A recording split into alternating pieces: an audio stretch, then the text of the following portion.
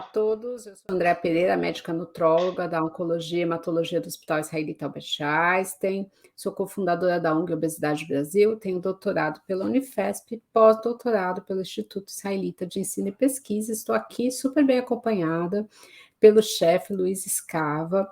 Ele é graduado em Tecnologia de Gastronomia pelo SENAC, com especialização em escolas da Suíça e da Tailândia, iniciou carreira em restaurantes no Japão e soma seu currículo a vivência em países da Europa e Ásia. Atualmente ele é consultor gastronômico e chefe do Hidden by Second Floor. Se você não experimentou o ramen de lá, experimente. Não só o ramen, tem muitas coisas muito legais e muito gostosas lá.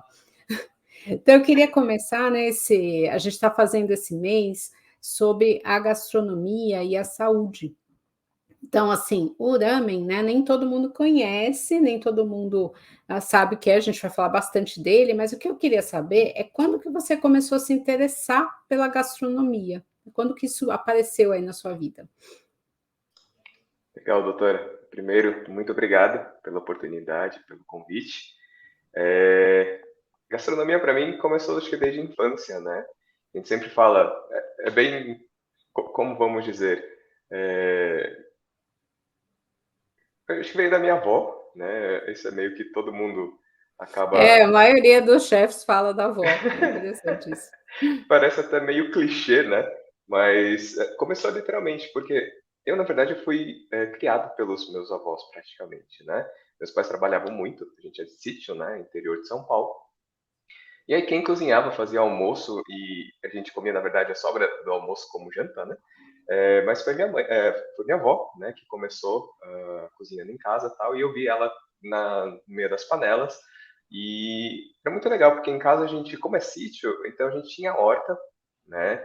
A gente tinha criação de galinha, tinha criação de porco, a gente teve criação de quase tudo aqui, né, na região, né, no sítio. E aí começou, acho que praticamente indo, assim, tipo, ver minha avó cuidando da horta, às vezes ela falava assim, não vai lá ajudar a regar a horta, tal. E aí eu ia ajudar, tal. Eu lembro que eu pegava a cenoura, tirava da terra, jogava numa água ali, comia, né? Então, eu acho que assim, a gastronomia começou para mim desde molequinho, né? Com a minha avó, porque minha mãe, ela trabalhava muito, né? Meus pais sempre trabalhavam muito, então quem acabava cuidando dessa parte era realmente minha avó, né? Então, eu acho que começou com ela. Infelizmente, ela não me viu entrar na carreira de gastronomia, mas acho Uhum. que foi ela que deu todo o pontapé inicial, digamos assim, dessa paixão, acho, por gastronomia. Isso é interessante, né? Porque tem a avó que cozinha, a mãe, às vezes o pai, o tio tem, né, várias referências, mas nem todo mundo que vai ver a família cozinhando gosta de cozinhar, né? Então você vê que é algo, né? Talvez outras pessoas aí, não sei, você tem irmãos, tudo, todo mundo seguiu por essa carreira, né? Então a gente vê que alguém, por algum motivo, a cozinha encantou, né? Então Uhum. é de ficar seguindo, de achar aquilo legal, né? E assim, a ideia, né? Hoje a gente sabe as pessoas, elas comem por uma série de motivos, não só para manter necessidades fisiológicas, né? Essa é uma diferença aí do ser humano como animal dos outros animais.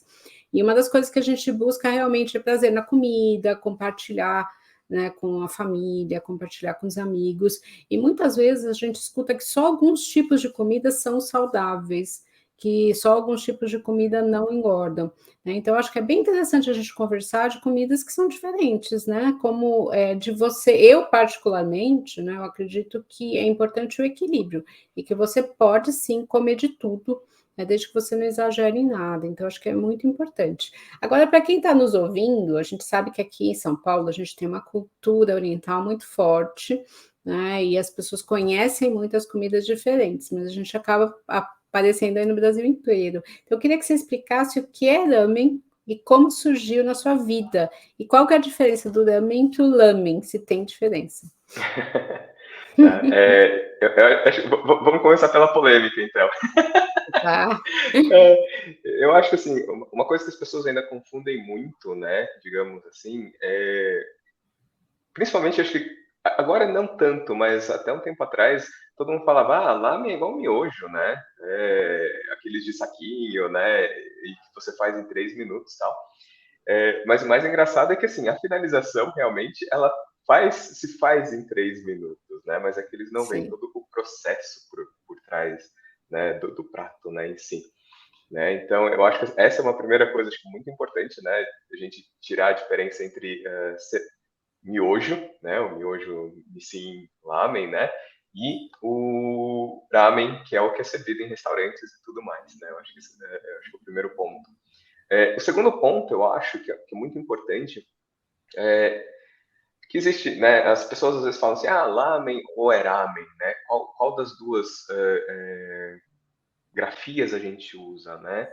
O japonês em si, independente de como se está escrito com L ou com R, para ele vai ser ramen, né? Porque o japonês não fala o L, né? Então, uhum, vai ser ramen de qualquer forma, né? E uma coisa que eu estava estudando muito, e muita gente pergunta, né? É qual é a diferença, né, entre o lamen com L e o ramen com R, né? E eu acho que o mais engraçado é que existem as duas grafias no Japão, né? E existem duas grafias que eu digo em letras japonesas. Então você vai ter ramen escrito com katakana, que a gente fala, né? E o uhum, katakana, na verdade, ele é usado para palavras estrangeiras, tá? E o hiragana, ele é usado para palavras no Japão. Tá? Então, a gente tem essa diferença já na grafia, né, no japonês. O japonês ele leva muito a sério como é que fala? A grafia em si. Né? Então, você vai uhum, ver vários pratos assim, você geralmente sabe como que é feito o prato só pela grafia de como que é escrito, né? E aí é uma coisa muito engraçada. Então, já tem essa diferença, né? Então, o japonês ele leva muito a sério essa grafia, né? Então, às vezes você sabe literalmente como é feito, como que é o método de cocção, que proteína vai e como que ele vai ser servido só pela grafia, né? Só como ele é escrito. Isso é uma coisa muito legal. Então, assim, a grande diferença é que o ramen escrito com hiragana é o que a gente conhece atualmente, né? E o ramen escrito com katakana é o da onde surgiu o prato, né? Que é o prato chinês, que nada mais é do que um ensopado com macarrão. Então é uma sopa com macarrão, teoricamente falando. Isso a gente já poderia se considerar como se fosse o lamien, né? O lamien chinês.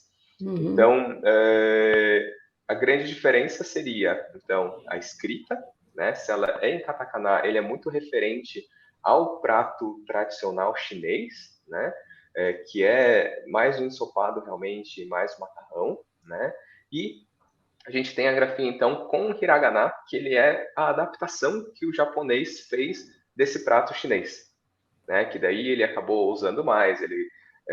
Hoje existem muito mais casa de ramen no Japão do que na China, né? Então isso é uma sim, coisa muito engraçada também.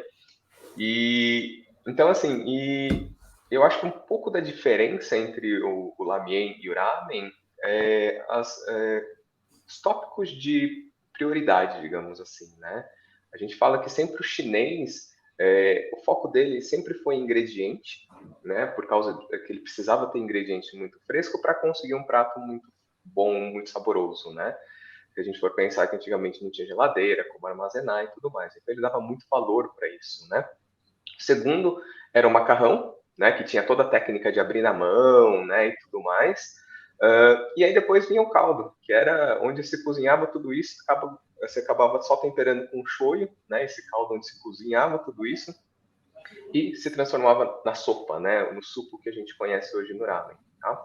E o ramen japonês, né, o foco dele acabou sendo o suco, né, o caldo, né, porque ele foi um prato que se difundiu muito na Segunda Guerra Mundial, né? Depois que o Japão perdeu a guerra tal, e tudo mais, Primeira Guerra Mundial. Na verdade, entrou na Primeira Guerra e a Segunda Guerra foi onde difundiu um pouco mais, né? A cultura do ramen. Mas como ele era um país que estava devastado, digamos assim, então tinha muita sobra, né? Então a gente às vezes brinca, né, e que você os precisava países, usar as sobras, né, não dava para você sim, desperdiçar nada. você tinha que alimentar uma população que tinha perdido Sim, uma sim, guerra que estava, né? Então, o japonês ele usou muita sobra, então, cara, o que dava para fazer com isso? Né? Então, eles focaram muito em como produzir uma sopa muito nutritiva, né? Então, ele era rico, literalmente, em nutrientes e gordura, né? Para sustentar aí o japonês nessa fase aí de recuperação, né? E aí ele acabou incluindo, lógico, o macarrão, porque como perdeu, e aí teve que ter a abertura das portas, então estava vindo muita farinha dos Estados Unidos, né, de outros países, então ele aproveitou e usou a massa também para criar o ramen deles, né, a adaptação do ramen chinês, né. E, lógico, ele partiu para essa técnica chinesa de utilizar kansui, né, para não precisar usar ovos, por exemplo, né, na massa e tudo Uhum. mais. Então, saía muito mais em conta, né, para o japonês. Então, o segundo foco do japonês acabou sendo a massa, porque eles tinham que trabalhar isso muito bem também, né, para conseguir aí alimentar a população. E aí o topping acabou ficando como se fosse o terceiro ponto, né? Então, tipo, às vezes lá sobrava na carcaça, sobrava a carnezinha, ele raspava lá e virava um topzinho, né? O que a gente hoje chama de chacho, né? Que faz tudo separado, né? Tem toda uma técnica em relação a isso, né? Mas digamos que o ramen, então, se criou-se, né? Se adaptou dessa forma no Japão. Então, eu acho que a grande diferença é essa, né? Que o japonês tem um foco muito mais no caldo, depois no macarrão, que acaba sendo igualado com o chinês, e depois os toppings, né? E o chinês dava prioridade primeiro para os toppings, né? E aí depois para a massa e do caldo, por causa, acho que literalmente dessa diferença cultural ou de época, né? Do que eles estavam passando, né? Para a criação do prato. Acho que essa é a grande diferença. Mas, no final das contas, nada mais é do que uma sopa com macarrão e umas coisinhas boiando em cima, que são os toppings.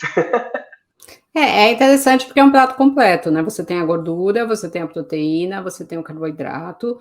É um prato Uhum. que, dependendo do que você coloca, vai ser mais calórico ou menos calórico, né? Mas é um prato completo, então acho que isso é muito importante. Eu, particularmente, eu sempre falo para os meus pacientes que eu prefiro muito mais eles comendo uma comida feita, né, por alguém, Uhum. do que uma comida industrializada ou ultraprocessada. Muitas vezes a gente fala: "Ah, mas aquela industrializada acaba tendo menos caloria, tal", mas muitas vezes essa industrializada, ela não tem, a gente fala que não tem fibra nenhuma, que não dá nenhum trabalho na absorção, né, então ela é muito pobre nutricionalmente. Agora uma comida feita no restaurante ou feita na sua casa, né, quando você tem alguém cozinhando aquilo, ela é muito mais saudável muitas vezes.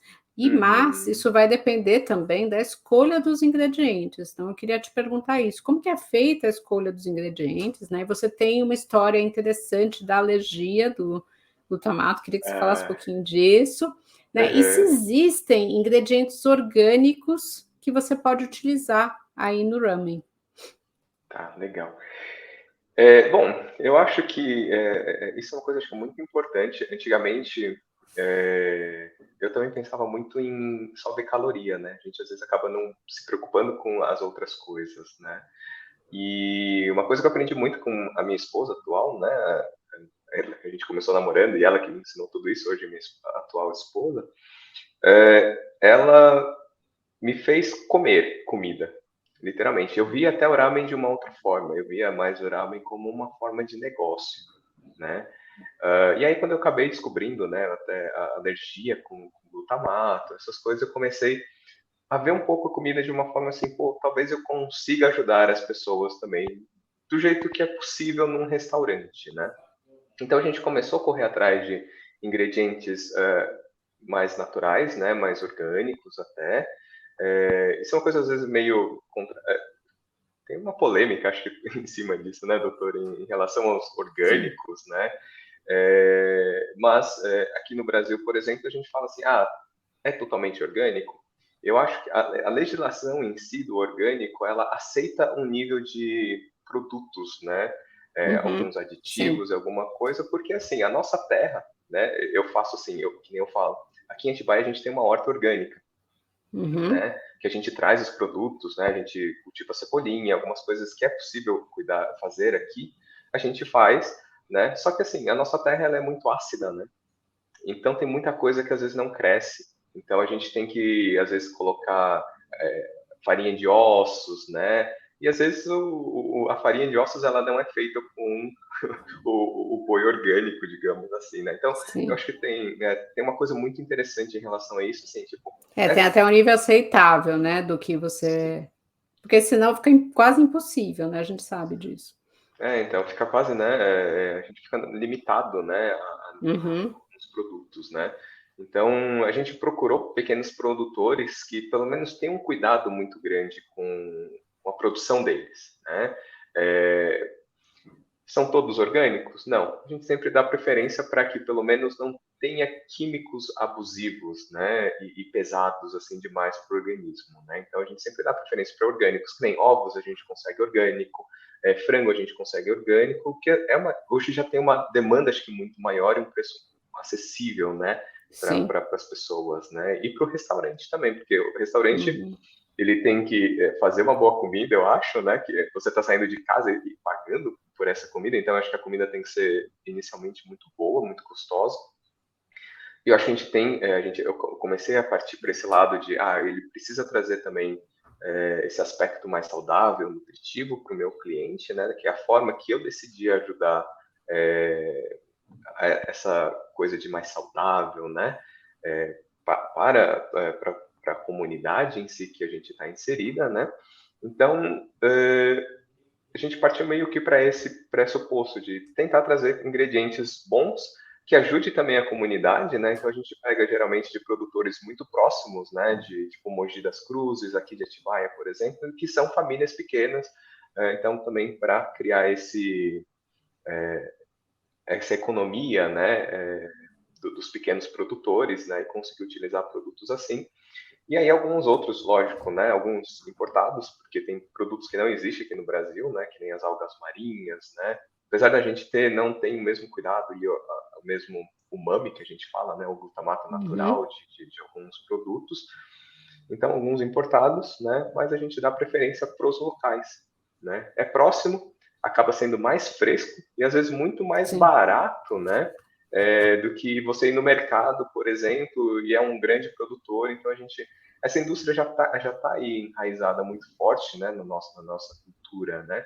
Então a gente procurou esses menores, né? Esses produtores menores, para em vez de eles venderem para essas grandes empresas de distribuição, a gente conseguir diretamente com eles, né? Então é mais ou menos assim que acabou saindo, né? A escolha dos nossos ingredientes aqui no restaurante, né? Eu acho interessante isso, é o que você falou, né? Você acaba com os pequenos produtores, você consegue acompanhar melhor o que está sendo feito, né? E assim, eu acho que e você gira essa economia, é muito mais saudável para o seu cliente que está ali, né? Então, eu acho que é bem interessante. Eu gosto muito de ir, por exemplo, na feira de orgânico do Ibirapuera de sábado, vira e mexe, eu encontro algum paciente lá, que eles não acredito que eu vou, mas eu vou. E eu acho que é muito legal porque a gente consegue conversar com o produtor lá e às vezes eu descubro ingredientes que eu nem conhecia. Porque, olha, deu isso, tal, a gente sabe quando foi colhido. Então, eu acho que isso é muito bacana, além de você ajudar, né, esse pequeno produtor. Eu sempre falo para os pacientes, o orgânico, infelizmente, no Brasil não é tão acessível para todo mundo, melhorou muito o preço, né, não precisa ser necessariamente o orgânico, quando a gente higieniza bem uma verdura, né, um legume, você tira muito do agrotóxico, né? Ele é muito mais saudável, uma verdura, uma fruta, um legume, do que um produto lá, uma embalagem que a gente fala descascar mais, né? E ter que abrir menos lata, menos pacote, né? Então, assim, é muito mais saudável. Então, acho que é muito importante isso, né? Então, acho que essa preocupação, né, que você tem com os ingredientes é fundamental.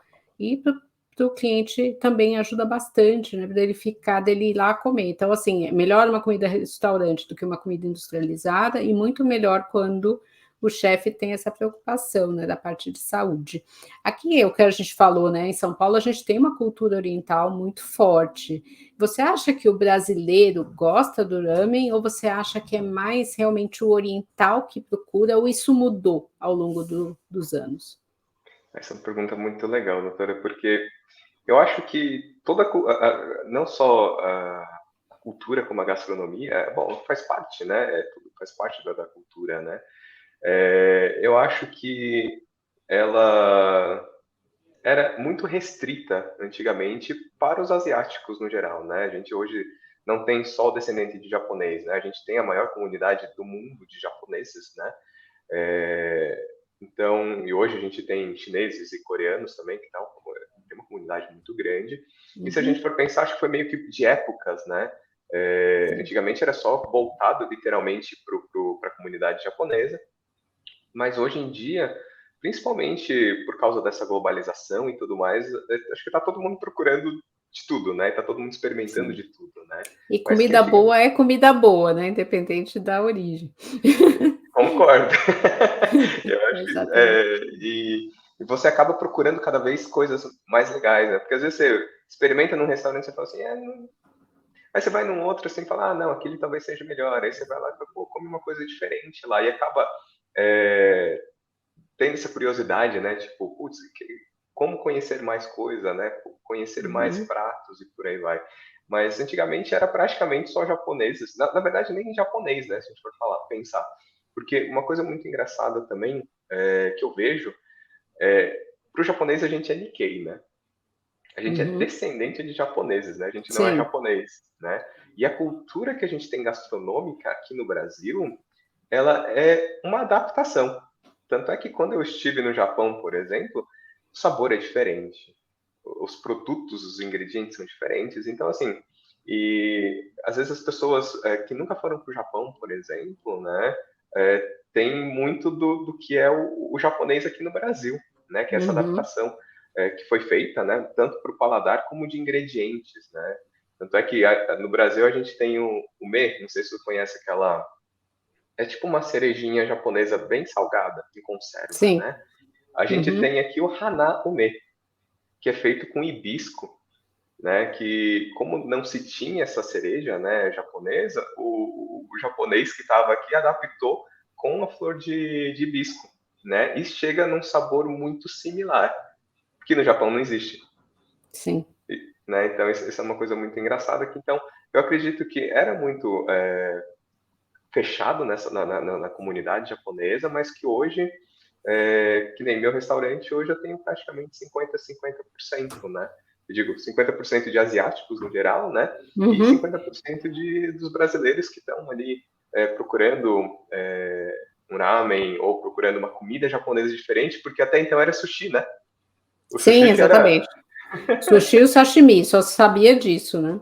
Sim, e tanto é que tem muita gente que falava assim, comida japonesa, vocês só comem peixe cru, né? Arroz Sim. com peixe cru, né? E não, a gente tem uma cultura muito grande aí, né, em relação a outros pratos, né? E o ramen é só um deles, né? Então, mas hoje, graças a Deus, né, com essa, acho que com a curiosidade, literalmente, das pessoas e com essa aproximação do japonês, né, da comunidade japonesa com a comunidade brasileira, né, o país, né, que a gente está, conseguiu com que eles tivessem mais curiosidade de conhecer, né, essa cultura. E aí, eu acho que hoje está todo mundo querendo comer de tudo, né? Comida Sim, e eu boa, acho comida boa é comida boa. E eu acho comida assim, boa. né, a gente tem essa adaptação, né, da cultura pelo o paladar também é algo cultural, né. Então, você comer aqui é diferente de comer no Japão. Às vezes as pessoas falam: "Nossa, mas eu fui lá do Japão e eu fiquei meio decepcionado, não gostei tanto, acho que o daqui é melhor". Mas é que a gente adapta o nosso paladar e os nossos ingredientes. E talvez o Sim. japonês vindo para cá fale a mesma coisa: "Ah, não sei, não gostei ou gostei mais", né. Então é muito variado, mas eu acho que isso é muito rico, né, eu acho que isso é muito legal da gente ter. E aqui em São Paulo a gente tem muito isso, né, essa coisa da gastronomia, de você comer qualquer tipo de comida em qualquer hora, em qualquer lugar, né, e você tem coisas muito boas, eu acho que isso é muito bacana, né. E Uhum. aí, eu queria te perguntar assim, né, você acha, né, que boa cozinha pode ser sinônimo de saúde? A gente sabe que tem sim algumas, doenças aí crônicas, principalmente relacionadas ao abuso do glutamato, a usar muito glutamato, né, você tem às vezes restrições calóricas para algumas pessoas, mas é o que eu falo, eu acho que a questão é o equilíbrio, né, você saber Uhum. equilibrar isso. E eu sei que você tem essa preocupação aí com o glutamato, com a escolha dos ingredientes, mas eu queria saber de você. Você acha que boa comida pode estar associada aí à saúde? Olha, vamos falar de polêmica de novo, doutora? Vamos? Então, tá bom. Porque, assim, uma coisa muito engraçada, que eu entrei na vida de gastronomia, por exemplo, eu falo assim, a comida da minha mãe é muito boa. Eu adoro a comida da minha mãe.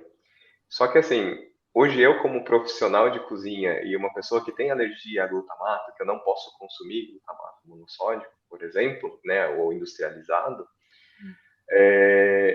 eu reparei isso, lógico, né, já há um tempo, tanto é que ela meio que mudou muito disso por minha causa também. Uhum. E a comida dela cresceu, evoluiu, mudou, né? Porque ela usava muito Sazon, não sei se pode usar as marcas, Não, né? tudo bem.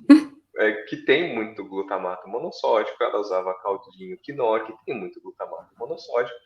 Então, assim, era uma comida muito boa, para mim, especialmente, né? Mas se a gente for pensar literalmente em saúde, principalmente para mim, é que eu tenho alergia, não era muito legal, né? Porém, ela usa cenoura, ela não usava industrializado, literalmente porque a Uhum. gente sempre teve horta, né? Então ela sempre procurou produtos que para ela, eu acho que sempre estiveram ligados com o que ela aprendeu em cozinha, né? Então é Sim. difícil a gente ter em casa é, hambúrguer congelado, pizza congelada, essas coisas a gente não tem aqui, né? Então meio que a gente cresceu nessa. Então minha mãe, apesar de ter uma cozinha, uma comida muito boa, ela não necessariamente estava ligada a tanta saúde, assim, se a gente for pensar no aspecto de glutamato monossódico, de aditivos químicos e por aí vai, literalmente por causa de Não, alguns detalhes, né? mas essa é uma preocupação relativamente recente, né? Essa preocupação com a nutrição, tudo é algo muito recente, né? E esses temperos prontos aí que a gente tem, eles têm muito sódio, né? Porque o Uhum. sal, ele é muito palatável. Então, ele torna a comida, né, muito mais gostosa. Então, o que acontece? Você fala, ah, era uma comida boa, por causa disso. A gente sabe que a gordura é muito palatável, o sal, o açúcar, e a indústria brinca muito com isso, né? Então, Sim. e, né, então eu acho que isso é uma coisa muito interessante, porque assim, existem muitos restaurantes, e eu já trabalhei em alguns, que usam muito produto químico, industrializados, né? Que, Uhum. consequentemente, tem bastante químicos. Então, assim, às vezes a gente tem que tomar só um pouco de cuidado em escolher, eu acho, né? Porque existem muitos restaurantes bons por aí em São Paulo que você vai ver, usa-se muito tempero industrializado. Se a gente for pensar que nem pimenta do reino, né? Só da gente ver a pimenta do reino já moída, né? Em restaurante, ela não é só pimenta do reino, né? Ela já tem outros produtos lá. Uma Então, mistura assim. para ela conseguir ficar sequinha e tudo mais, Sim, né? Então, sim. a gente lá no restaurante, a gente tem até essa preocupação. Então, pra gente, pimenta do reino é em grão. A gente tem que moer na Uhum. hora. Até que a gente comprou os moedores elétricos, porque, coitado dos cozinheiros lá de ficar moendo Sim. pimenta na mão, né? Então, eu Uhum. acho que assim, é, hoje a gente tem que procurar restaurantes que acho que tem uma preocupação legal com a produção, né? A execução Sim. de todo as etapas até chegar no cliente, né? Eu acho que esse Uhum. acho que é o mais importante. Porque para você consumir, eu acho que produtos legais, ingredientes bons e que não tenham muitos aditivos químicos, né? Então, eu acho que isso é muito importante. Então, lógico, cozinha, né? Uma boa cozinha, eu acho que sim, é sinônimo de saúde quando você procura Tem essa por preocupação. Isso. toda essa preocupação com a execução, né? Dos pratos e por aí vai. E lógico que a gente tem que tomar um pouco de cuidado, né? A doutora falou a gordura é muito palatável, né? E se a gente for pensar em restaurante, principalmente restaurantes franceses, tem muito consumo de manteiga, né? Então eles Sim. consomem muita caloria, né? Então às vezes a Uhum. gente tem que tomar um pouco de cuidado com isso, que às vezes a comida de restaurante talvez não seja para se comer sempre, para a gente ter Sim. aquele equilíbrio que você É, eu está acho que depende, falando. dependendo do prato, né? Você tem que, não é Uhum. que você não possa comer, mas você realmente vai ter que ter né, pensar sobre isso. Eu acho que e é interessante você conhecer qual a preocupação do restaurante quando você vai, né, até lá. Muitas vezes você não pode ter porque alguém te convidou e você não conseguiu ver. Mas eu acho que se é um restaurante que você vai sempre, que você quer, ou você pede sempre, né? Então, é legal você ter essa preocupação. E quando a gente vê que o restaurante tem essa preocupação, eu acho que sim, que dá para a gente associar à saúde. A gente não falou das carnes, né, que tem, mas também eu acho que é muito importante essa preocupação, né, da escolha da carne. Aqui no Brasil a gente tem uma fartura disso, né, tanto quando os estrangeiros vêm para Uhum. cá, eles ficam, né, encantados, a gente tem uma fartura aí de ingredientes, então acho que dá para a gente escolher. A gente está aqui terminando, queria só que você passasse os seus contatos, queria dar dica aí de quem quer conhecer mais de ramen e fazer o curso do chefe Luiz Escava, que é muito bom, eu posso falar porque eu já fiz, fui fazer com a minha filha, né, que é uma fã de ramen, por isso que eu acabei indo no curso, né, e ela Ah, trouxe legal. essa... achei muito interessante, porque era algo que eu já tinha comido, mas ela gosta bastante, então ela sempre procurou, então foi muito legal o curso, então eu queria que você desse aí, falasse dos seus contatos para a gente finalizar o nosso podcast. Ah, legal. Bom, o contato restaurante é Hidden by Second Floor. Tem uma história muito engraçada que todo mundo pergunta cadê o segundo andar, né? Mas você... tá lá, né? Hidden by Second Floor. É que Aham. Second Floor era a nossa primeira casa, né? Era Second Floor no Bar e literalmente ficava no segundo andar, Uhum. né? Mas aí a gente ia criar uma marca chamada Second Floor. E aí ia ser a segunda casa e acabou que a primeira faleceu. E Uhum. aí acabou, a gente acabou ficando só com essa até o momento, né? Mas Instagram, Hidden by Second Floor, tudo na verdade você vai encontrar como Hidden by Second Floor praticamente, tá? Eu acho que é isso. Lá Eu vai acho que ter todos os sim. contatos, né? Telefone, Sim. e-mail, tá tudo lá. Só encontrar a gente lá, segue a gente. Bom, para vocês que estão nos ouvindo, se ficarem com alguma dúvida, né, entre em contato comigo, né, através das minhas mídias, doutora André Nutrologia, ou procure o chefe Luiz aí pelas mídias do Hidden Second Floor, tá? Que eles são super rápidos para responder, tá? E também para quem quiser lá conhecer ou fazer o curso, vale super a pena, eu recomendo. Aí eu queria só passar a mensagem final, gente, que o importante é o equilíbrio. Toma muito cuidado, muito mais com o industrializado, ultraprocessado, do que a comida feita no dia a dia, aí, seja de restaurante ou seja na sua casa. E a preocupação com os ingredientes também se estende aí à nossa casa e aos restaurantes que a gente frequenta. Então, até o próximo. Muito obrigada.